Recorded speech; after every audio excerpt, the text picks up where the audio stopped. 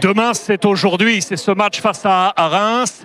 Et l'homologue de Luis Enrique, monsieur Lucas Elsner, le coach rémois, nous fait la gentillesse et l'amitié d'être à nos côtés dans cet avant-match. Lucas, bonsoir à vous et merci d'être avec nous dans cet avant-match. Est-ce que vous avez vécu, Lucas, ce match de Ligue des Champions? Et comment vous l'avez vu, ce match de Paris, il y a 3 jours? Je l'ai trouvé impressionnant. Je l'ai trouvé impressionnant déjà dans la maîtrise. Et puis le moment du 2-0 où tout peut s'arrêter. Une équipe qui a vraiment montré du caractère et beaucoup de qualité. Donc oui, c'était un match impressionnant. Oui. Merci en tout cas de partager ce moment avec nous dans cet avant-match. Comment vous allez? Comment va votre groupe? Et comment on se présente ce soir ici à Paris? On se présente avec courage, avec beaucoup d'énergie. On n'est pas forcément dans la période la plus facile. On vit avec beaucoup de contraintes, une dynamique qui n'est pas forcément géniale.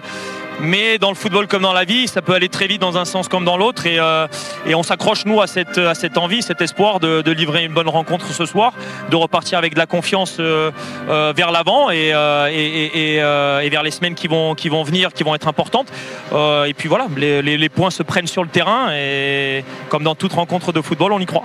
Lucas, pour passer la main aux experts, on va s'appuyer sur la composition d'équipe probable qui a été apportée ce matin par le quotidien national L'équipe.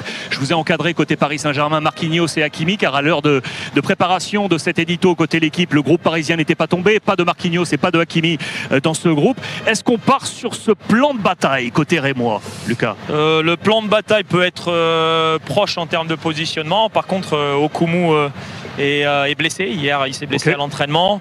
Ça nous contraint à des changements importants puisque c'était notre défenseur central valide. Nous n'avons pas d'autre pour l'instant, le temps que Malcolm Yang se prépare. Donc on va devoir recomposer un petit peu notre défense avec un joueur qui n'est pas profilé pour, mais qui saura faire, s'il est bien entouré et bien compensé par ses partenaires autour. Qui sera à cette place du coup? Je vais le garder pour moi.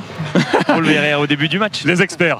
Oui, coach, moi je voulais savoir dans cette période qui est un peu plus compliquée pour vous, quel est le secteur de jeu? Vous avez plus travaillé? Est-ce qu'on se dit, allez, on défend vraiment bien, ou est-ce qu'on se dit, on a des joueurs quand même offensifs qui sont très performants et on va insister un peu sur notre attaque pour en marquer un peu plus? En fait, on a un système défensif qu'on arrive à utiliser contre les équipes qui sont dominatrices comme le PSG, que l'on maîtrise plutôt pas trop mal. Donc on a des repères assez conséquents de ce côté-là, même si effectivement l'absence d'Okumu peut nous gêner dans cet aspect. Non, on a pas mal travaillé sur l'idée d'exploiter les moments, les opportunités qui seront les nôtres, parce qu'il y en aura quelques-unes par mi-temps, et de se concentrer à être extrêmement efficace dans ce secteur de jeu, que ce soit sur les coups de pied arrêtés, sur les transitions rapides, sur le gain des seconds ballons après le pressing parisien. C'est des moments que nous avons travaillé. Est-ce que vous êtes toujours en train de chercher un attaquant, ou parce que moi je peux plus jouer? Malheureusement j'ai planté. Ouais, je sais. Mais est-ce que vous êtes en train de travailler ce secteur-là, ou vous avez passé à autre chose? Non, il y a une recherche est menée au niveau du club. On a identifié effectivement qu'on manquait de concurrence, de profondeur sur le front de l'attaque. On en demande beaucoup constamment aux mêmes joueurs, et donc on a cette volonté de s'armer un petit peu plus.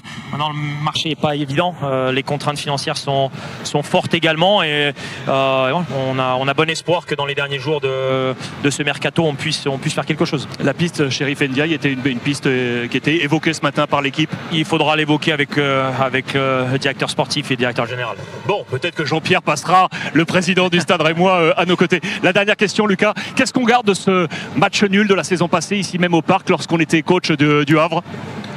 On en garde un bon souvenir, mais ce ne sont pas des matchs qui permettent de simplement, en répétant la même formule, c'est cette fondation d'avoir foi en ce que l'on fait et d'essayer de la transmettre aux joueurs.